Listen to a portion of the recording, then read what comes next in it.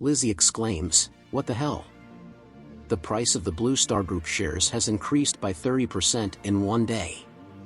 She reads an article. The Blue Star Group signs an exclusive contract with Dohyuk Park to sell his dungeon-use bombs. Lizzie becomes infuriated.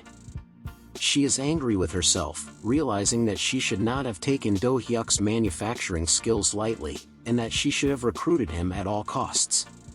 Manhwa tells Lizzie that Dohyuk's contract will be over in 3 years, so they should just bide their time. Lizzie stands up straight, and she says his name. She walks over to him and puts her hand on his shoulder, and Manhwa becomes nervous. And then, she screams, "Think before you speak." Her screaming causes the entire building to shake violently, and the employees say, "She's at it again." One person remarks, "The building shook quite a bit this time." Another person says, "It must be because of the news around Blue Star Group stock." Manhwa is on the floor, and he is shaking. Lizzie tells him that Dohyuk Park signed a 150 billion won deal as an F rank awakened. And then, she shouts, "Do you think he'll still be an F rank 3 years later?" Manhwa replies, "That's true." Lizzie turns around and begins walking. Manhwa sits up and asks her where she is going. She asks him, "Where do you think?" and says that they need to see what the Blue Star Group is up to, and she tells him to get ready. Manhwa replies, "Yes, Guild Master."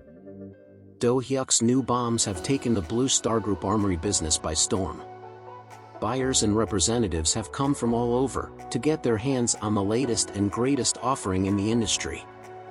The armory employees are scrambling to attend to every customer while struggling to keep up with their questions. They ask how they can sign a deal with the Blue Star Group to purchase the bombs, and they ask how many they have in supply. They are also very curious about the creator of these bombs. They heard that the bombs were made by the Blue Star Guild mercenary, Dohyuk Park, and they want to know if it is true. One of the armory employees tells them that it is true, and that Dohyuk signed an exclusive sales contract with their guild. Someone asks if they tried to recruit Dohyuk Park with an exclusive contract. The armory employee tells him that he doesn't know the details and that it is something that was decided between Dohyuk and the guild master. Meanwhile, Dewey is watching from above. Her assistant approaches Dewey and asks her if she has time to be attending small events like this one. Dewey tells her that it is the bomb's first day on the market, questioning her if it's not true. She also tells her that she has a feeling she will witness a little fun drama here today. Her assistant asks, "Like what?" Dewey asks her if she remembers that incident from 2 years ago. 2 years ago. The Blue Star and the Plum Blossom Guilds fought to secure a bid on a long-term contract for managing a dungeon on the Seoul Subway Line 1, at Namyang Station. Lizzie had spread malicious rumors about the Blue Star Guild, and Dewey Beck was just 18 years old at the time. In the end, the Plum Blossom Guild was awarded the contract, and since then, relations between the two guilds have been anything less than amicable. Dewey understands that spreading rumors is a common tactic used amongst some guilds, however, she still feels salty about what happened. She tells her assistant that she doesn't want to miss the look on Lizzie's face today, and she suggests that they go down and pay their guests a visit, now that Lizzie has arrived. Meanwhile, Lizzie is shivering, and she tells Manhwa that it is kind of cold here. Manhwa questions her and says that he can't tell, and he begins to take off his jacket to give to her. As they wait in line, they hear someone say, "Oh my, who is this? Long time no see, Lizzie." They turn their attention to the person, and Lizzie is feeling abashed when they see it is Dewey. With a grin, Dewey tells them, if they had let her know in advance, she would have come out to greet them personally. Lizzie chuckles awkwardly in response to her comment. She then asks her what the guild master is doing at an event like this. Dewey tells her that it's the sales launch of Dohyuk's new bombs, and that she can't miss out on such a great event at her own guild. Lizzie tells her how it is such a coincidence because they were just about to look for her. Dewey replies, "Is that right?" and then offers to show them to her reception room. Dewey and Lizzie glare intensely at each other, and a battle of the two egos ensues, one dominating the other, like a snake ready to consume its toad prey.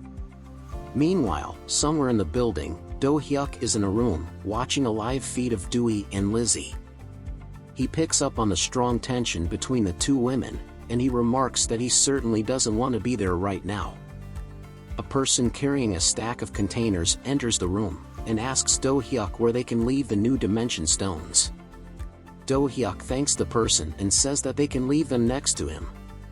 As the person sets the containers on the table, Dohyuk tells the person that he can't move while he is manufacturing something, and he thanks the person again for bringing the dimension stones over to him. The person replies, "No problem." Dohyuk suddenly becomes surprised when he realizes who the person is, and he says the person's name, Somi, Ma. Somi tells him that it is nice to meet him again, and says that it's been a while since the auction. Dohyuk asks her how she knew he was here. Somi tells him that she was looking for him, and the guild master told her that he would be here. Dohyuk asks her why she was looking for him, and if there is something he can help her with. Somi answers him yes, and says that she would like to request another fight with him. Dohyuk sees that she is serious about her request, and he questions her if he heard right. "A fight with me?" Somi tells him yes, and that she was on the defensive last time, and she only blocked his spells. So, this time, she wants to go up against him, in a proper duel. She then salutes him, and asks him to please accept her request. Dohyuk questions, "A fight?" and he pauses to respond. And then, with a smile, he tells her, "Okay." Somi becomes overjoyed, and she tells him that she will start preparing right away. Dohyuk asks her if she could wait for a bit, because he is in the middle of making something. He tells her that it will probably take him a while to finish. Somi quickly pulls out a chair and sits on it, like a good, patient little girl. Dohyuk is feeling a little awkward, and he asks her if she wants to come back later. Somi tells him no, and that she will just wait right here. She then tells him to please let her know if there is anything he needs. Still feeling awkward, Dohyuk doesn't know what to say to her. He then grins, and he gets up. He puts his hands on his hips, and he looks away and tells her that, since he has already finished manufacturing, and he has met the supply quota for the guild, and that he doesn't want to just sit around, and then he pauses. He looks at her and says, "Let's go fight," and Somi jumps up and shouts, "Okay, great." Dohyuk is in the locker room trying on a suit. He fiddles around with it while making adjustments. Shortly, Dohyuk steps out into the training room, where he meets Somi. Somi asks him if he has put on all the gear that was provided to him. Dohyuk says yes, and he asks her what all the gear is. Somi tells him that it is protective gear, and when activated, its durability level is set, according to the wearer's physical strength. The gear actively monitors the wearer's physical strength, and it lights green to indicate full strength. As physical strength depletes, the color of the light will change to yellow and then to red.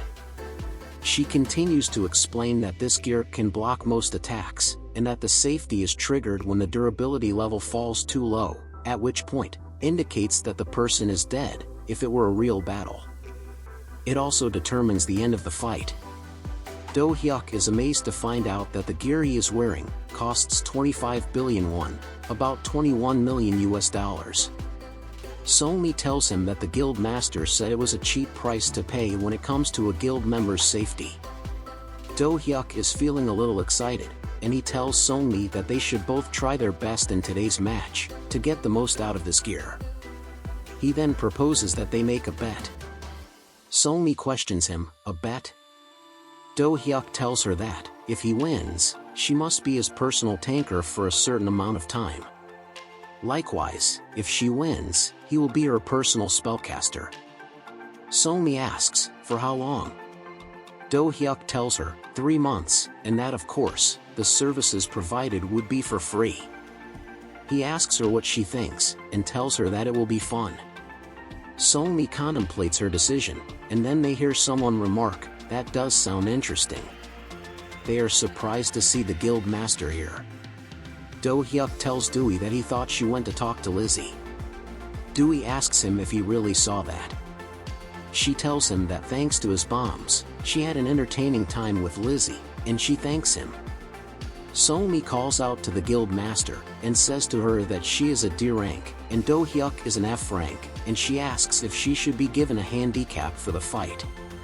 Dohyuk tells Somi that he is not interested in fighting on a level playing field, so they should just proceed.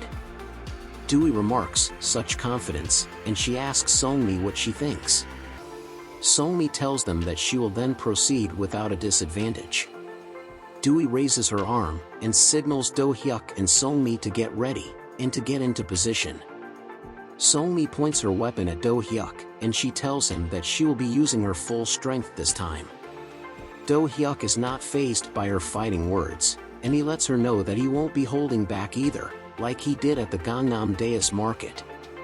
And then, Dewey shouts for them to go. Somi wastes no time and immediately activates her skill. She is thinking that she needs to draw him in, before he begins firing off spells. Dohyuk feels something is off. He looks down and realizes that it's his legs, and that they are moving on their own.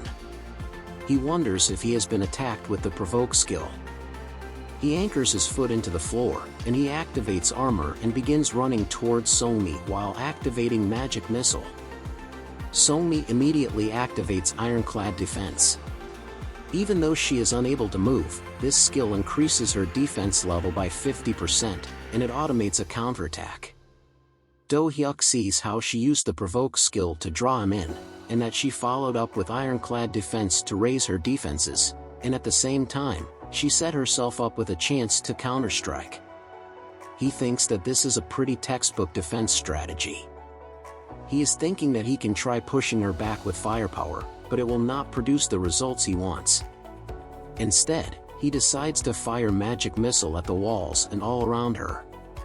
Somi looks at her surroundings and wonders if this is a smoke shield. She activates magic detection, which is a skill that enables her to sense the presence and sources of magic for 3 minutes. She becomes alert when she sees several traces of magic missile. She is surprised that Dohyuk had already activated all these spells. She immediately braces herself for impact. As the barrage of missiles strikes, she notices that they are quite strong and believes that Dohyuk must have used up most of his magic. She is thinking that he will sneak up on her soon to quickly finish the fight, and that she can use that window of opportunity for a counterattack. And then, Dohyuk suddenly appears to attack. Somi reacts quickly and begins swinging her sword, but in that moment, he activates mirror image. Somi is stunned when she suddenly sees Dohyuk is coming at her from every direction. There are 4 of him. Dohyuk and his clones initiate magic missile, and Somi immediately fights back, and she manages to strike one of the clones. Dohyuk sneaks up behind her, and it becomes too late for Somi to react, as he has already activated his spell. Dohyuk unleashes his attack and lands a direct hit. However, his eyes begin to widen in shock. Dewey is thinking about how Somi is a tanker who has received the best training at the Blue Star Guild. She is not one to fall so easily. Dohyuk is in shock when he sees Somi is standing unscathed. Somi sees an opportunity and immediately counterattacks. She finally lands a direct hit on Dohyuk and doesn't waste any time to attack again. She immediately lunges towards him and thrusts her shield into him and sends him flying across the room. Dohyuk is feeling the last blow and is struggling to react. While he is still in mid-air, Somi quickly deactivates Ironclad Defense and activates Rapid Wind, a skill that increases her moving speed by 40% for 5 seconds. Somi immediately charges towards Dohyuk and strikes him with her sword continuously non-stop. Her last attack sends him crashing hard into the wall. She then stops and watches for Dohyuk to come out of the rubble. Dewey sees that Somi has improved and is impressed that she had defeated Dohyuk. Suddenly, she notices Somi is unable to move. Somi is completely entangled in something. Dewey exclaims, "What the hell is that?" She walks up to a thread and touches it, and she asks what this shiny and sticky substance is. She wonders if it is a spider web. Dewey looks around the room and asks if all of these sparkly things are spider webs. Somi struggles to break free, and she says that she can't move. She calls out to Dohyuk and asks what kind of spell this is. This is the web spell that came from the spell book he recently acquired from defeating the dungeon goblin boss. Dohyuk tells her that he had installed them all over the room earlier, in the smoke screen cover.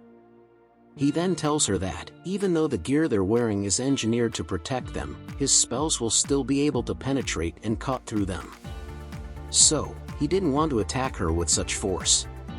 Somi says to him that the reason he attacked directly at a close range wasn't because he didn't have enough power.